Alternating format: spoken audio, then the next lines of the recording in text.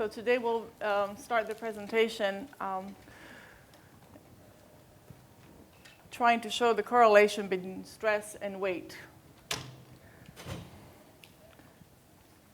So there are 3 different kinds of stress, but the definition of stress is when you exert some tension beyond the capacity. As you can see, you can actually include mental stress, chemical, and structural stress. Today we're not going to talk too much about structural stress. We'll concentrate more on the mental part because it's the stress, but the chemical. But you have to really understand they all work together because one affects the other. Just like a thought will make you secrete different neurotransmitter, a food will actually change your neurotransmitters, so it will affect your stress level. So it's all correlated and all together. It's like a wheel.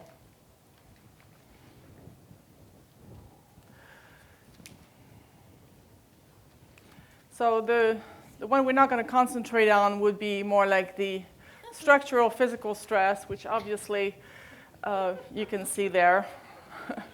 It's definitely beyond capacity, right?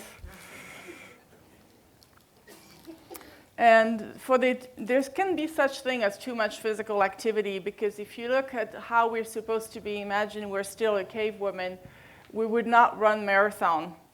Actually, the first marathon runner died at the point of arrival, okay? So we were not supposed to have this warrior type exercise. We're supposed to have this light to moderate exercise for a long time, just because imagine if you were a cave woman again, you'd have to go and get your water, go and get your food, go hunting and gathering.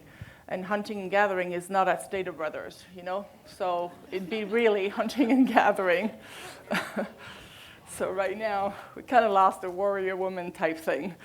So again, light activities, 1 to 2 hours of moderate activity a day. And of course, different people have different definition of what moderate is, but not necessarily like just teeny bit sweating. Okay, anything that gets you sweating is considered a strong activity, not moderate. And there's nothing wrong with having, playing soccer or having strong activity that makes you sweat. But you do not do that and then just be on your cell phone or on your computer all day long and think just because you're doing strong activity just for half an hour, that's going to be okay. And then, of course, you've got the emotional stress. And the emotional stress, we're going to start with that. And it's the inability to adapt to pressures, whether they're real or perceived. And it causes premature aging, causes hormonal imbalance, it slows the metabolism, and activates destructive behavior. Basically, the command center is not functioning properly. So if you don't change the command center, you are going to pass by that fridge 20 million times and grab something because your command center is not connected to you, to what you really need. So we'll talk about this. And when my patients come to the office, I usually try to have them assess how much in peace they are versus non-peace. And that's actually quite generous. And the definition of peace is not necessarily to be happy, but to be at peace and to accepting what is. Technically, you should, even if you just had a fender bender, you should be okay. That's the definition of peace. It's to be aware, to be logical, and to stay kind and composed. And non-peace is, I'm sure you all recognize one or more of these 99% of the time. And the trouble with these is they activate our fight or flight. Our fight or flight is a part of the nervous system that is working without you knowing. And it served a purpose, because for many, many, many generations, it made sure you didn't die. But do we really have threats? Do we really have tigers in the room right now? Are you starving? Do you have not a roof over your head? I mean, it's the case in some third world countries and in America as well, but I'm sure it's not your case. But nevertheless, it still activates the adrenaline and makes you have the same type of behavior that if you were in a lot of stress. And so this is why I replaced the word non-peace to fiction, because a lot of it is perceived. At the end of the day, or even at the end of the week, you're not going to say, I should have stressed more last week. That was extremely helpful. Or if you're on your deathbed when you're 99 years old, oh, I wish I stressed more in 2015. I forgot to stress. So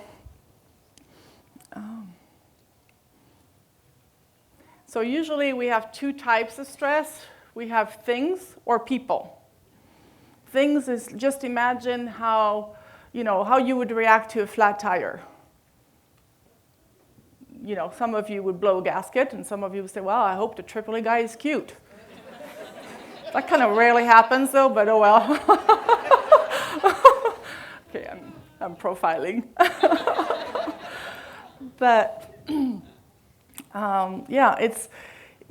once it happens, it's not the flat tire that hurts you. It's your non-acceptance of the flat tire. Do you understand that? At the end of the day, whether a AAA person fixed it or Good Samaritan, you're okay. But if you were stressed out and cried and got already upset, you still have a leftover of the high cortisol in your body that is doing damage. Okay, so perception is very important. And then people. People bother you, your mother-in-law, your daughter-in-law. I'm going to say something that might be condescending, but it's not meant to be. But people do what they do according to their IQ of the moment. Meaning, I could have a bad day last week. I could have a high IQ, but if I got emotional, I didn't sleep, I ate sugar, my IQ is down 50 points. Absolutely, absolutely. So what I mean is, do not hold grudges on yourself or others, because we do the best we can with the ingredients we have on our table or in our head, And not to mention now a whole bunch of children born with, drug babies and all of that, fetal alcohol, and they do have trouble adapting. Because the true definition of intelligence is the ability to adapt. So if I give you a math problem, you could do great with it. Okay, fine, you have a high IQ in math. But if you're not adapting to a flat tire, your flat tire IQ is low. Do you see? So it's IQ, the intelligence is the ability to adapt to anything. And if you get a divorce, are you doing well with your divorce? Are you doing what you need to do without losing all your hair? That's intelligence as well. If you have a change in your life, you have to adapt to change. That's IQ. And that can fluctuate, and it fluctuates with diet too. That's where the chemical part comes in play. So if you understand that, you also understand that you don't hold grudges. Even if you've got your car stolen. The person who did what it did with their IQ. So when you realize this, you no longer say who upsets me or what upsets me, but who am I not accepting and what am I not accepting? I'm not accepting the flat tire. I'm not accepting that I have a particular health issue and I have to change because of it. Or I'm not accepting that my daughter-in-law has a short fuse.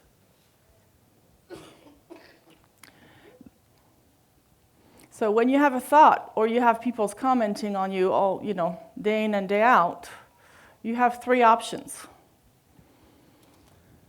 Either something is unarguable, like I'm holding this water bottle is unarguable. If I broke my ankle last year, is unarguable. It was 2 years ago, so that's arguable. But that is for sure. And so you just adapt to it. It is what it is. You've heard that say, it is what it is. Now the arguable is where we spend a lot of time something that you cannot prove beyond a reasonable doubt. Oh, this person's a jerk. Or I can't cook, I can't do this, I can't do that. All of this is arguable. I hate doing dishes. It's how you perceive things. If you label doing the dishes a chore, yeah, you'll hate it. If you like the hot water under your hands, fine, you do the dishes. At the end of the day, you never tell yourself, oh, I wish I had stressed when I did the dishes. That too. And the third category, so the arguable category, is you really have an obligation, if it's not real, to dump it. Because it stays in your system. It's toxic. Just like a toxic food, toxic thoughts are hurting you. And they're making you grab the food, they're making you do weird behavior, or grab the alcohol, or sit on the couch, or be depressed, or oversleep, or undersleep. All of that is because of arguable thoughts. Let me tell you, you stress, I'm going to tell you now, it's 80% pretend. So can you imagine if you had 80% less stress today, just because you realize that it's not real, just by interpretation, by perception. And also people's comment. If somebody always nags at you, who cares? They do the best they can. Again, even the person who's annoying you, they're doing it according to their IQ. And then there's a big section. If you don't know where to put something, leave it in the unknown. What's wrong with the unknown? It's better not to know than to think you know, but you really don't know. Isn't that Mark Twain that says something like that? You know?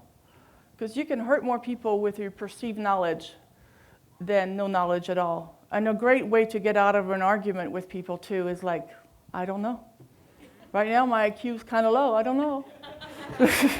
So no one can engage you in a difficult conversation if you really don't want to get there, you know. So when you put it all together, you have to understand that who wants you to stay on the left side of that circle? Who gains by that? Every single advertising industry wants you to be there. Because guess what? What do you think you need to buy on that right side? Nothing. And when you're at peace, you don't need anything. You can have chocolate, by the way, dark chocolate, okay? That's peace. But yeah, you don't need much. You don't need the BMW, the Gucci bag, the whatever you think you need. So, and you even eat more chips when you watch a scary movie. Because you're not aware, you're just tense. So, and what's controlling this is our ego. Let's call a cat a cat. We want to be perfect, we want to be this, we want to be that. And even pain, you're going to, a lot of time I'm being asked a question, well, I'm in pain, so it makes me upset and makes me hurt. Well, there is a difference between pain and suffering. You know, pain, I can't hit too hard because it's going to affect the microphone, but this is pain, pretend. But this is suffering. Oh my God, why to me? What on Friday? No. That's suffering. So you can have pain, but suffering, it's hard to avoid. Now, once you're on the left side, you have to accept you're there and give yourself a big hug and get out. But you have to make the distinction between pain and suffering.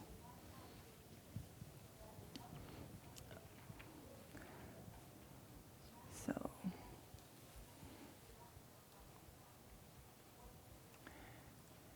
and we need to forgive each other and forgive other people. And when you look at this, it's easy to have minimal expectation with a totally mentally handicapped, because you're obviously not going to ask them to do your taxes, and you're okay with that.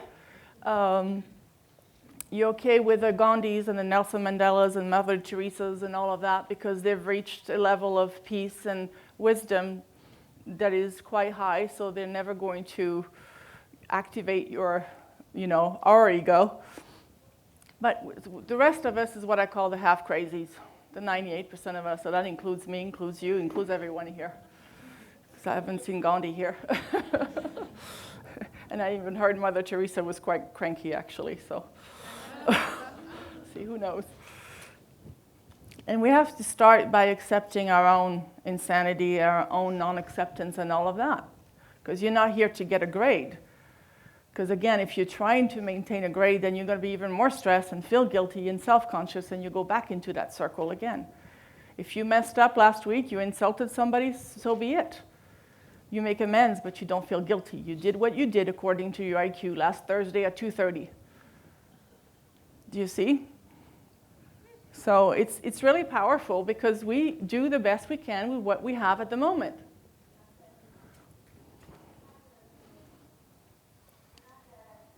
So your only commitment when you look at this is to try to reject fiction from reality. So if it's not real, reject it, because that will throw you into the left side of the circle.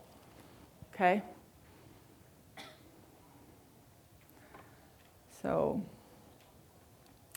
again, who's in charge of your stress? Who's causing it?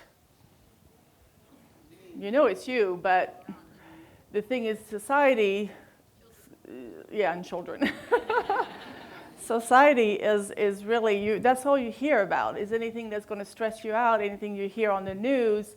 And, it's called the industry of fear, Advertising industry, the pharmaceutical, if you don't take this, the junk food, you have to have this comfort food, so otherwise you won't feel good. You have to have this Gucci bag, and even the entertainment, it's all about killing. I mean, have you seen a movie that doesn't have 15 heads roll in one movie? I mean, that's about, violence. It sells.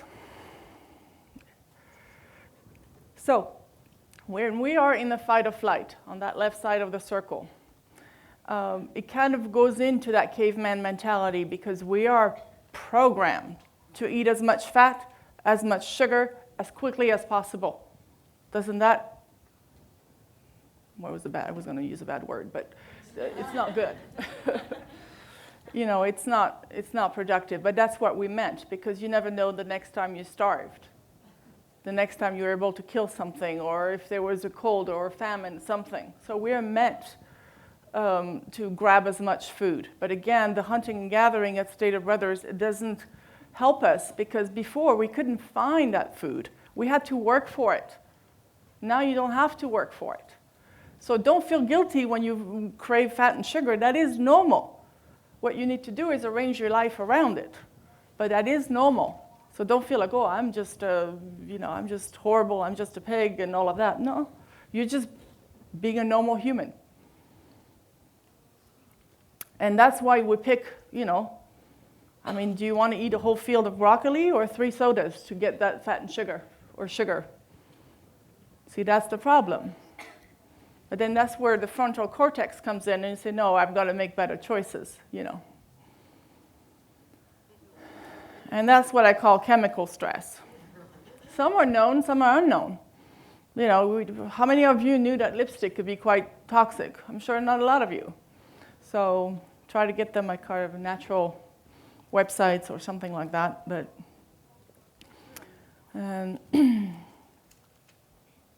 so the definition of health is pretty much trying to keep the reserves in your body more than the what I call the thumbtacks behind. So anything that's hurting you less, anything that's helping you more. Because if one person is running on empty and has a car accident with a person is eating well, resting well, has a good life, well, one is going to recover faster, and you know which one. So organ reserve is a good term.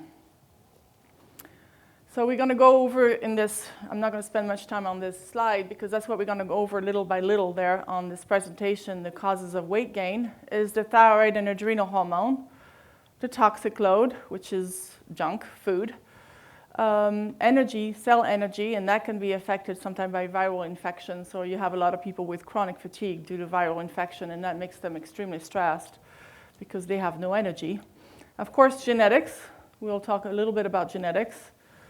And perception of stress, we just covered it. Lifestyle and room for fun. That should be on your bucket list, should be a daily bucket list. Then you've got a monthly one and a yearly one. So Again, add what you need and remove what you shouldn't have. Because if you've got 5 thumbtacks under your behind, are you going to go to your doctor to get a bunch of painkillers? Or try to remove those thumbtacks? So the toxic load is the toxic exposure minus the ability to excrete. So basically, you got to fill up the trash can. No, you got to empty the trash can faster than you fill it. Okay? Simple as that. And this is a quick thing on the toxins of the non-organic or not, and not everybody can afford everything organic, but there is online this particular dirty dozen, or sometimes they have 20 food that you really should buy organic because they're full of pesticides, and that's going to add to your toxic load. And it's not necessarily that we're elitist or we just, everything was organic before 1945. Everything is. So it's not asking to go somewhere special. Now, the sugar and depression. Is it the chicken or the egg? So you're depressed, you feel like having sugar, and you eat sugar and you're depressed. Well, it's both. Sugar actually really changes. I mean, you see it in children when you give them sugar, they act crazy. But then you also have, after the 30 minutes that you eat sugar, you feel tired, you feel confused, you have mental fog. Talk about reducing your IQ. That's one of them. So, and it causes crying spells. Now try to eat 5 cookies before you go to bed. You'll sleep, and then you'll wake up like this. So. And aggression too. You see that more in children, not so much in adults, and it makes the brain age faster, especially the high fructose corn syrup. Anything that crosses the blood-brain barrier, we're going to go through that too. And it also causes vasculitis, which is inflammation of the blood vessels in the brain. Now, that is a cause of depression and stress, because if you've got your brain that's inflamed, and I see that now all the time in MRI results, they show vasculitis, like it's nothing, it's like the norm. Well, if your brain is inflamed, that is not the norm. If you've got little, the exchanges from the blood vessels to the brain with nutrients is compromised, that's a problem. Because most of us are not going to have Alzheimer's, but we can have dementia. It's a lot more common, and it's a lot more under the radar.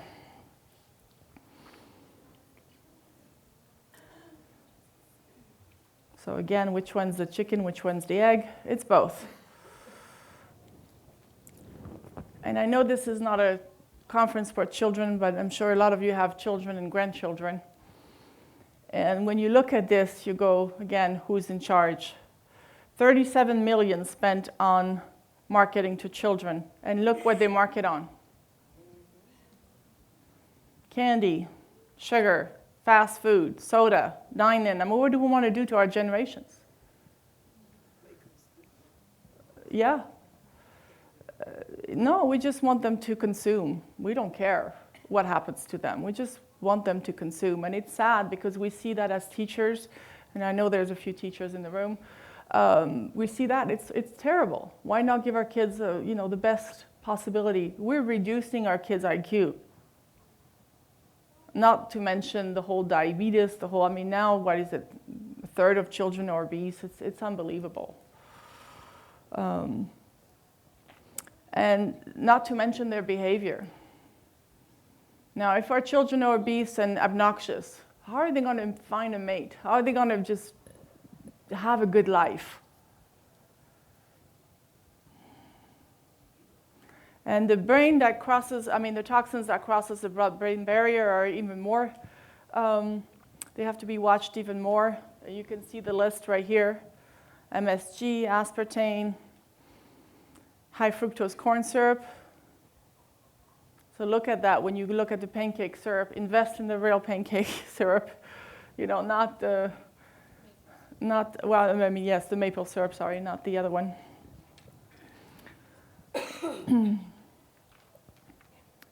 And there are new studies. There's another one that came back like a couple weeks ago, again, telling that sugar is more addictive than cocaine.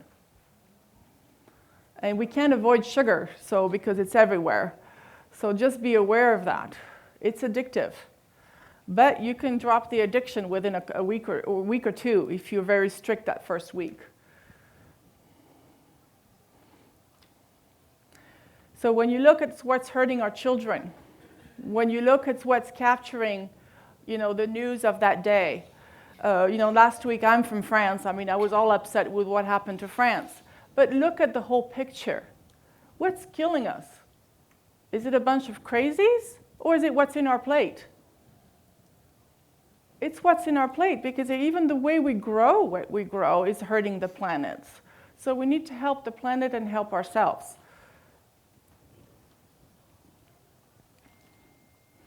And for children, sometimes it's good to refer to animals. And when I ask, the young patients, I ask them, okay, if you were a zookeeper, pick one animal that you would take care of.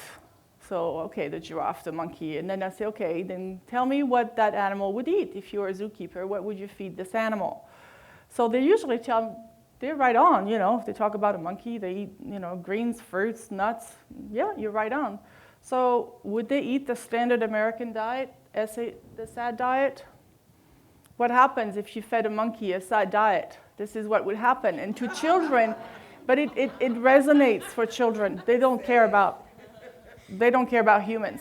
They care about animals. So talk to them about animals. So how would you take care? Would you feed the dog chips and that fake cheese? No. So why are we eating it? So again, I'll have this there too, as how to decrease toxins in your life. A lot of time is be careful with even the water bottles and the shampoos. Conditioners are not that bad, but all the things that have cleaning thing are very important. They have a lot of toxins. So you can look at this later. Now I want you to get that lab thing on the little package that we gave you.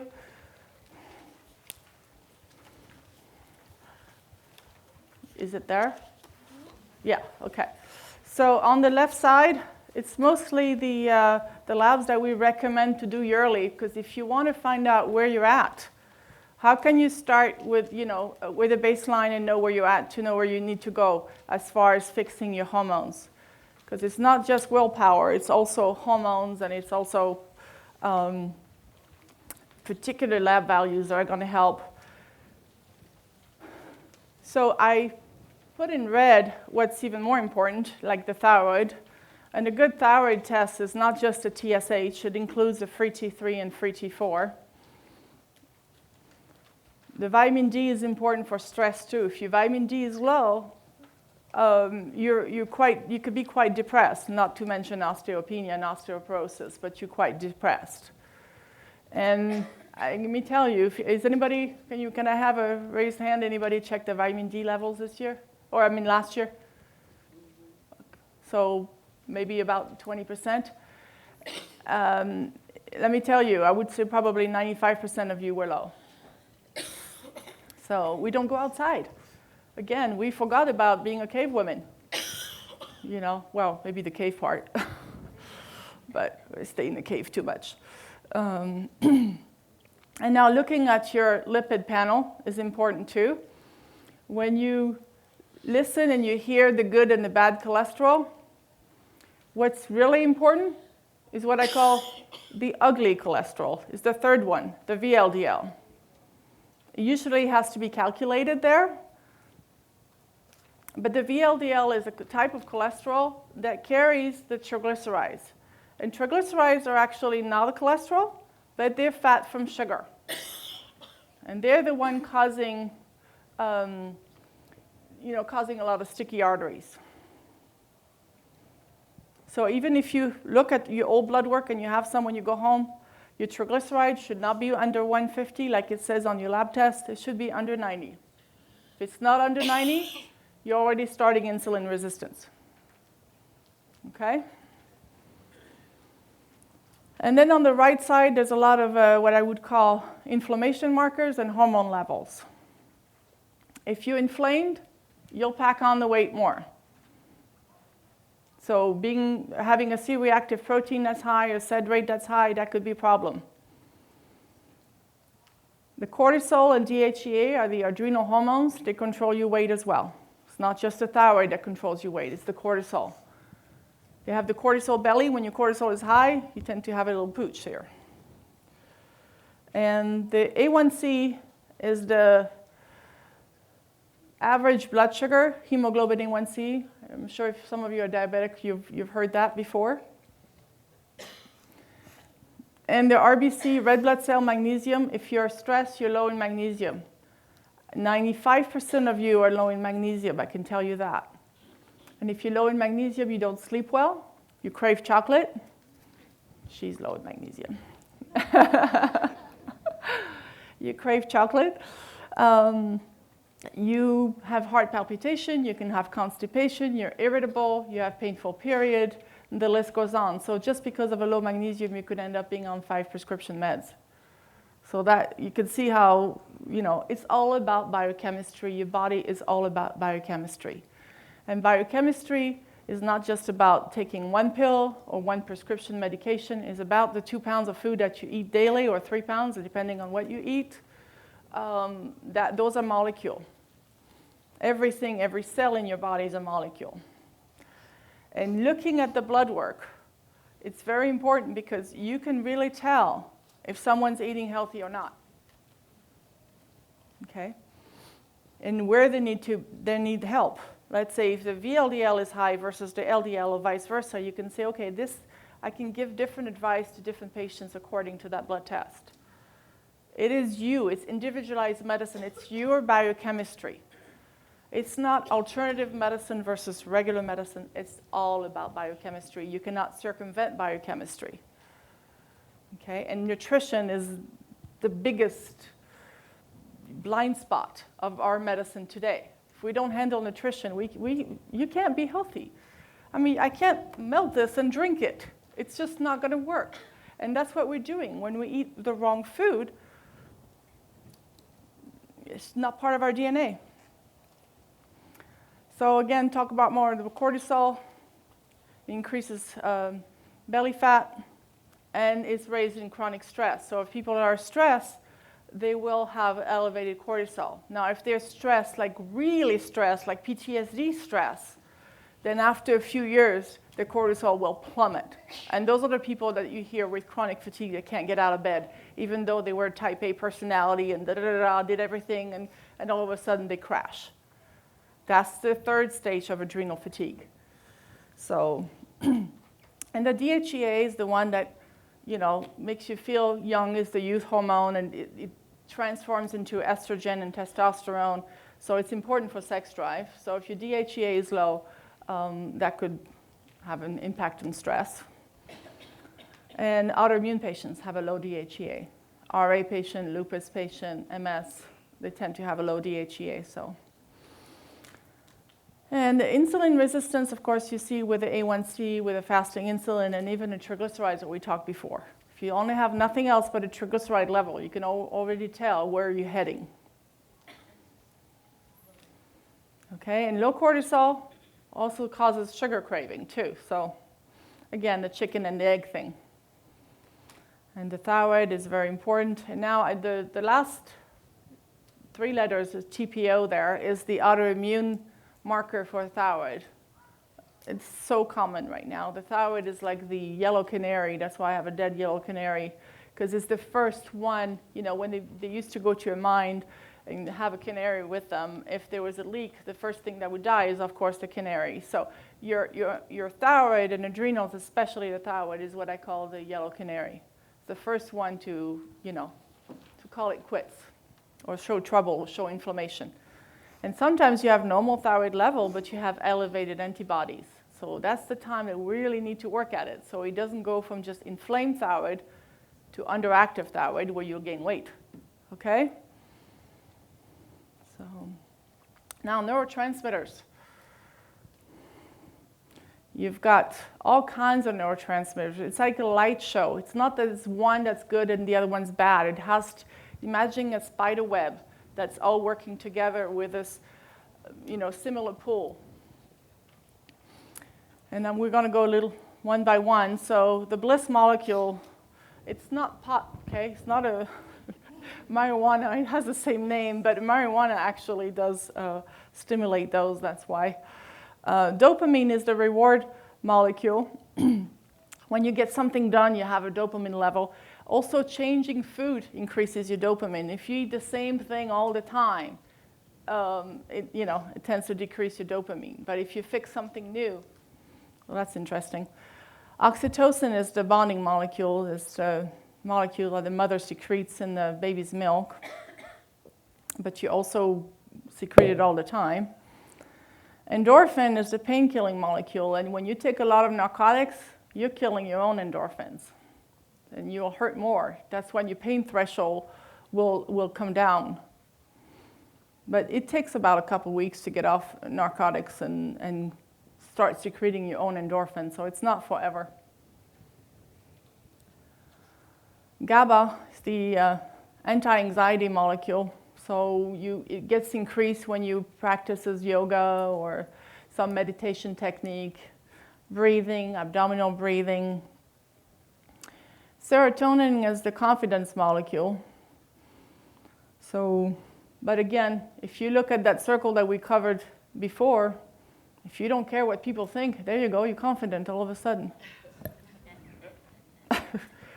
If you don't have that perception of fear, you're already producing more serotonin. So that's how stress comes in the picture. And adrenaline is what we use when we don't have anything else. It's the energy molecule. When you feel dead, you feel, okay, let me make up some drama here so I can have energy for the next 5 minutes. Okay, but it's costly on the adrenals, on the nervous system, because adrenaline is made by the adrenals, as it says there. So again, the light show of the neurotransmitters. Having a healthy brain is having healthy electrical wiring. This part, those are neuroscientists. I'm not an expert on that. Then the architecture. Having a lot of concussions could definitely be a problem. You can see that. Having inflammation causing vasculitis, that's my field, You can definitely avoid that if you eat healthy. And then, of course, not putting chemicals and junk food to affect the neurotransmitters. You can really have some sugar and be depressed about an hour later. Seriously depressed. So what is the recommended food? So you have that circle in front of you as well. It's called the well wheel.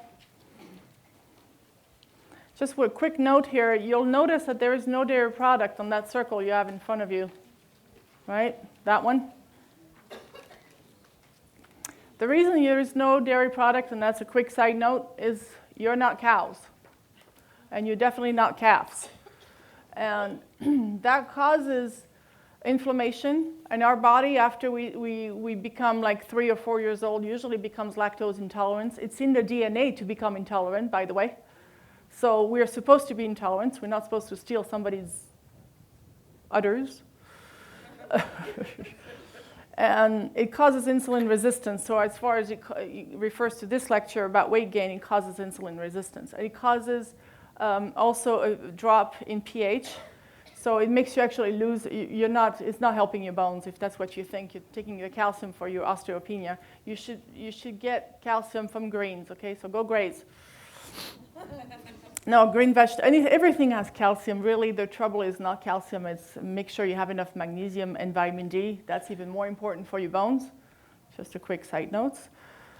But in this particular drawing that you have there, it doesn't have all the foods, but it has the proportions. You're supposed to have at least 50% vegetables.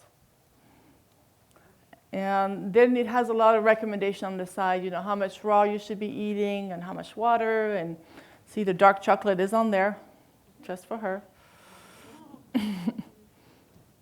And everything that you eat becomes you. This is everything I ate if I pinch myself. By the way, a lot of cells are going to go in your vacuum cleaner because every 8 weeks you kind of redo the whole lining of your stomach, your skin falls off. So you have this is really a good time and opportunity to be made by some different molecules, basically, if you eat better. So, and it doesn't come from nowhere. Every single thing, neurotransmitters, your cell in your heart, your enzymes in your stomach, you know, everything is what you're eating. And also when you eat right, you also promote a healthy probiotic, and we have more friendly bacteria than we have 10 times more friendly bacteria than we have cells in our body. And they've discovered, I didn't put a slide on that, but they've discovered if you don't have the right probiotics, you can gain more weight. It actually affects your weight. Because it's a factory. We have like a whole bunch of slaves working for us in our belly. And if you don't, you know, I mean, we have to basically have a healthy body to keep them working right. Okay, so when you look at food as being molecules, you can see how you can understand how your food can be your medicine, and your medicine be your food. 60% raw is kind of really good. In the winter, you tend to eat more warm food, and that's okay. But in the summer, try to have more raw overall. And for cancer survivors, about 80% raw, because you get the enzymes in the food that helps digest the food itself. Again, got a lot of color in your food. Variety. Be careful not to be thirsty. A lot of us do not have a thirst reflex. Some people always want to grab water. I'm one of them that I'm never thirsty. So, but the body still is thirsty. So what you'll find, okay, I'll be grabbing an apple because I want the water inside the apple, or I want the, you know. So be careful. Just make sure you've got your set amount of water that you should be drinking, and make sure you finish it, you know, by 4 o'clock or something, or 5 o'clock.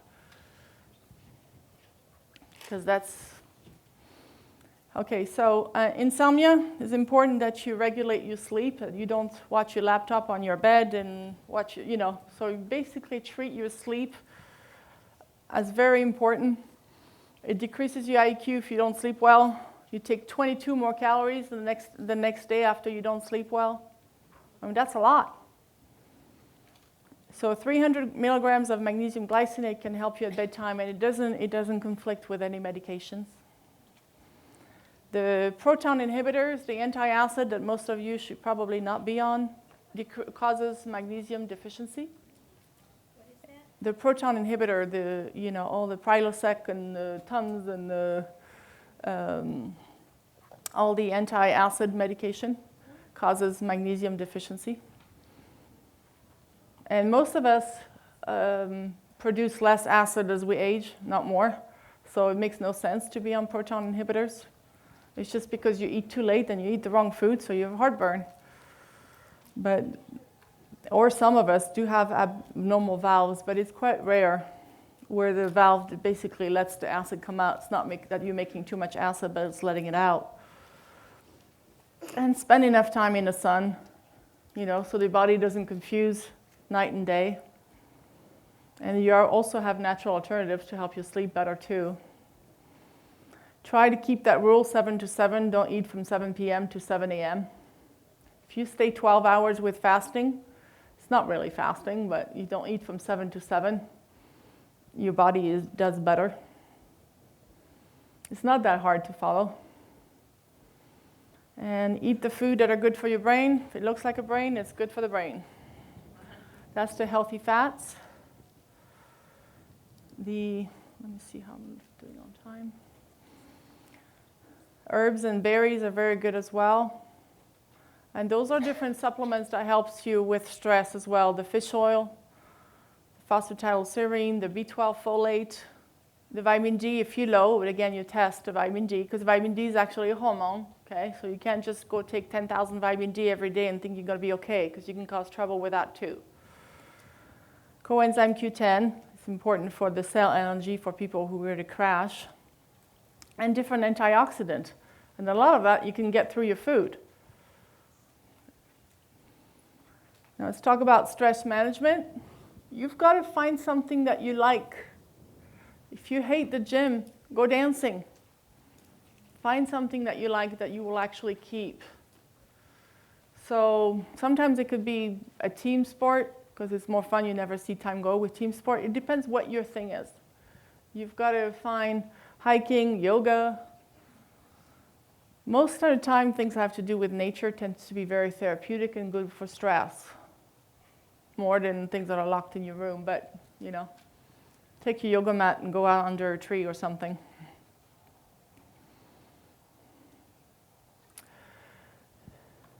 Okay, the weight loss diet causes stress for two reasons. One, it just drives you nuts. Second, you go say, I'm going to go on a weight loss diet, you eat double.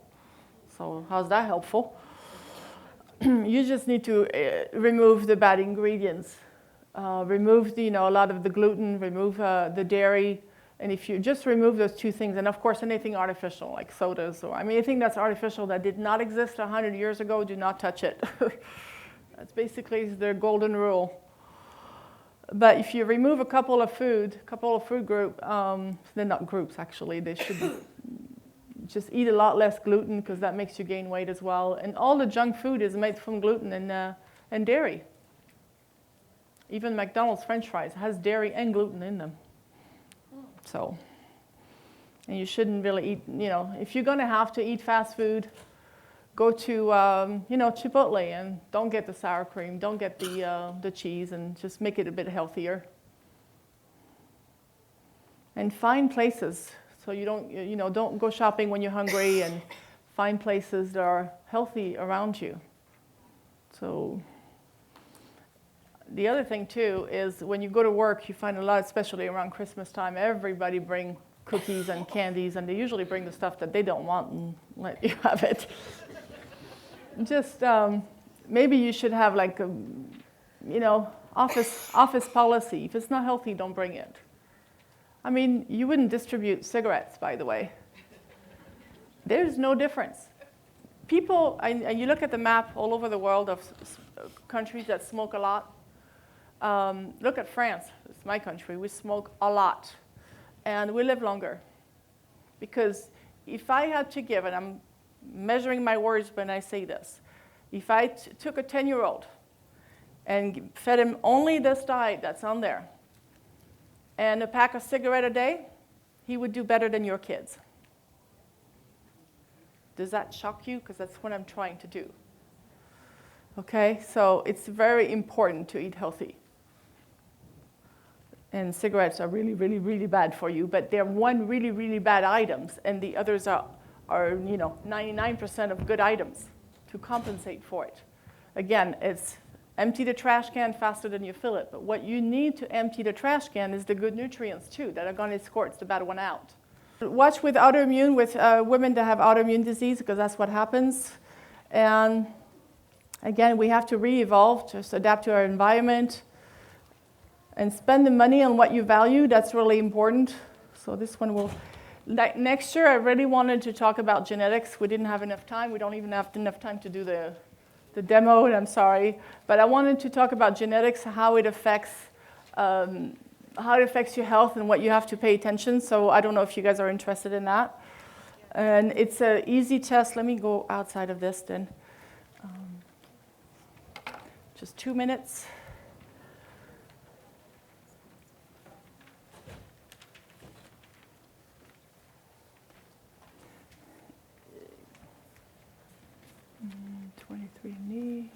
Okay, like this is, for example, you see this one? This is your DNA test. You can basically pay $100 and get that done. It's 23andMe. They don't give you the the medical information, but we can transfer it to another website that does. So if you carry like the Alzheimer's gene or diabetes gene and all of that, then you also kind of regulate your diet accordingly. Okay. It's called 23andMe. It's 23andMe. Here, I'll put it right here up front so you can see it.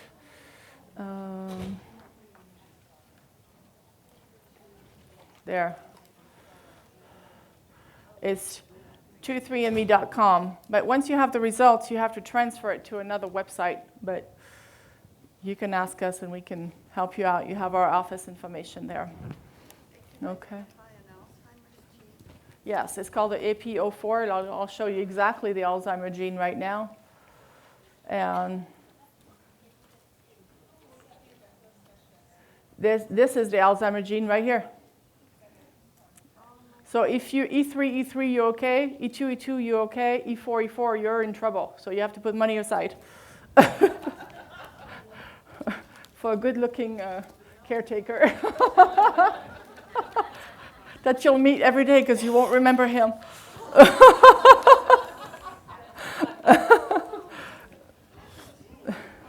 Yeah, and all of this is only $100. It's unbelievable. So they might stop that. So you should, if I were you, I'd hurry up and do it. And the website where you transfer the data to is called promethease.com. But if you ever do the 23andMe and contact our office, we'll guide you to how to do that. And you can also come for genetic counseling as well. So remember, try to keep that food thing up front there, on your fridge, so you stay eating healthy. All right, sorry I just did the end too quickly. I don't think I timed it really well, but okay.